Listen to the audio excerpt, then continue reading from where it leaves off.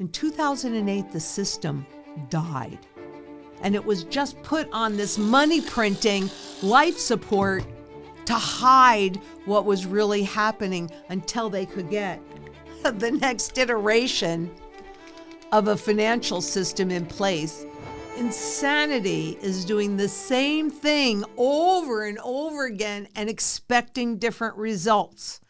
Well, so we've got to talk about debt, because can you really fix a too much debt problem with even more debt? No, you cannot. But you can take advantage of the circumstances if you're up at the top. Us little people down at the bottom, maybe not so much.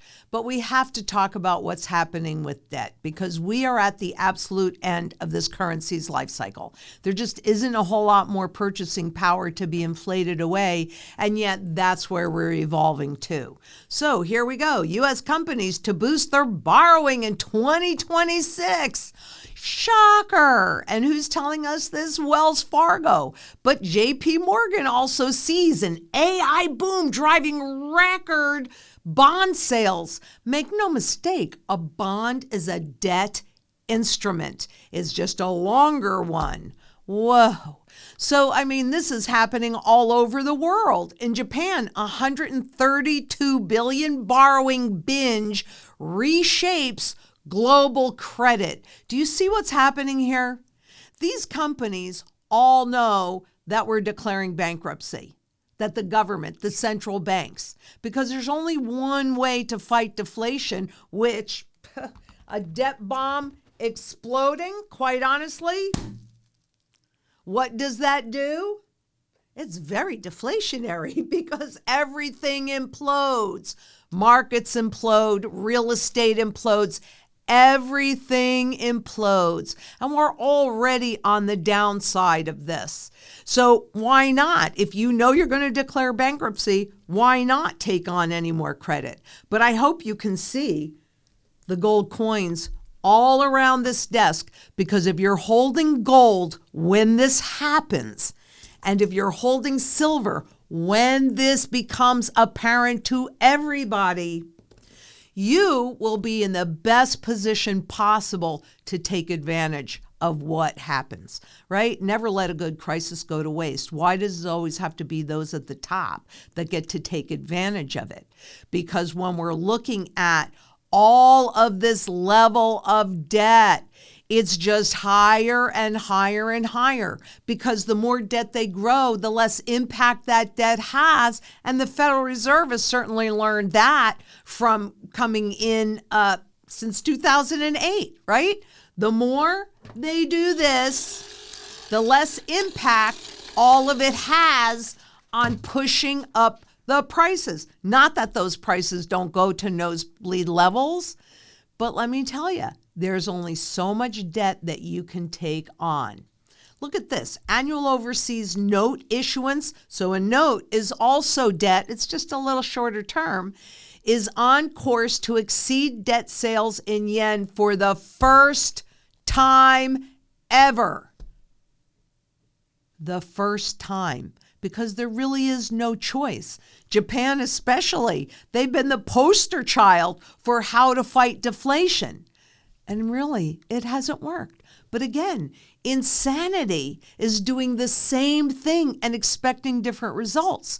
But honestly, that's our assumption, that we are really expecting different results, isn't it?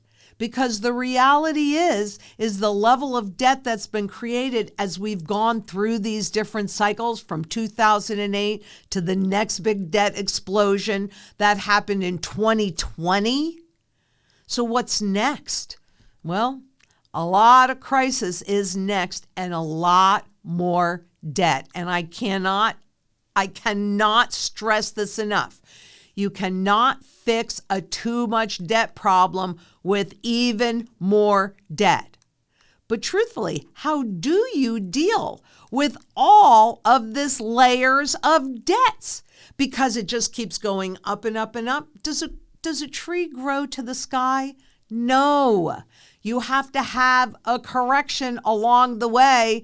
And that's where what the banks do is leverage that debt.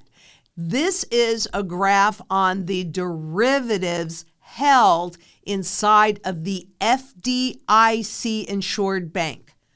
So why do you care about this? Because it's taking that mountain of debt and putting even more leverage and debt on top of it. So these banks, JP Morgan, Wells Fargo, a Bank of America, Citibank, these large banks have taken all the debt that they've issued and then conducted God knows how many leverage bets against them. But it's higher than it was in 2008, that level of leverage, which means that this next big debt explosion is going to be a whole lot worse than it was in 2008.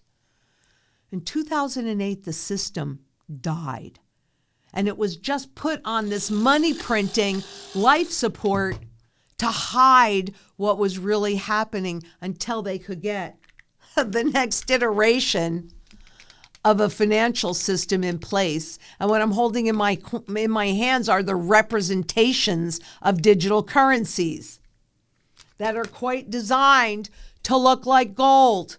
Because even though they poo-poo gold, and of course now they're starting to see the value in it, Wall Street is, but they have poo-pooed it because they don't want you to hold it, because it is the only financial instrument that runs zero counterparty risk. A contract is all counterparty risk, and we are very much at risk.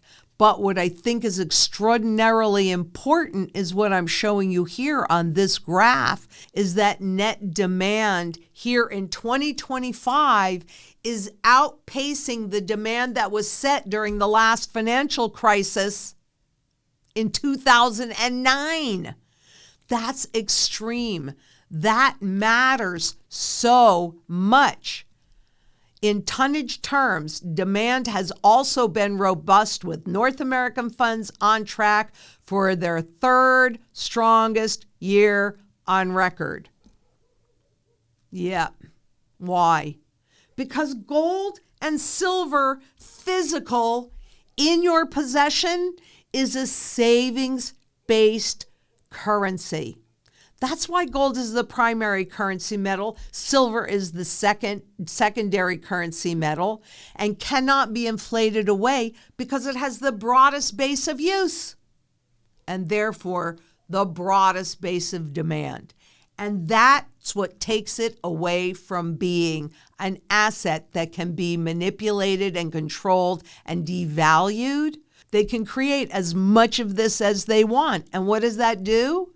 Well, that suppresses the price that you see, those spot contracts. But they don't refer to those spot gold and spot silver contracts as spot contracts. They refer to them as gold and silver, just like they're doing with these cryptocurrencies, Bitcoin, making it look like it's gold. Do not be fooled. Education is key, because after all, how many times can you be lied to when you do not know the truth? You want honest money? That's the problem, is that it's debt money. But honest money, savings-based money, that's the antidote. And that's what puts you in the best possible position to sustain your reasonable standard of living today and take advantage of those opportunities that are headed our way tomorrow and not very far down this road. I know that there are opportunities because what the Zang Enterprise sound money strategy is based on is those repeatable patterns. How about for once, in this massive wealth transfer scheme, how about for once that wealth transitions your way? You can do that just by holding your purchasing power intact. That's all. It's not rocket science. It's not complicated. You don't need to be some special kind of engineer to understand gold and silver, physical gold and silver. It's real. It runs no counterparty risk. It has the greatest demand. And we need to get this in the global monetary system again, because if we allow the digital system to take over, are you ready to be a complete slave? I'm not. That's not what I want to leave. That's not the legacy to leave for our children. So join me in this sound money movement. Locally, create that community around you so that you can create that surety in food, water, energy, security, barterability, wealth preservation, community, and shelter. Get it done. We are fast running out of time, and not you nor I will know the exact second that debt bubble is going to explode. But you better be prepared when that happens, because there won't be any time to do it after that. The time to get prepared is now, and the time to join the global sound money movement and demand sound money back in our global monetary system again, that time is now.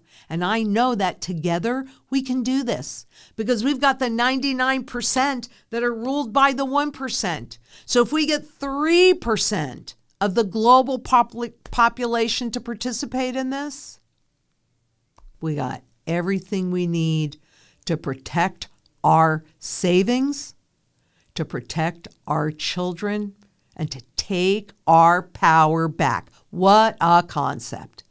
One person can't do it, but together we can. And until next we meet, please be safe out there. Bye-bye.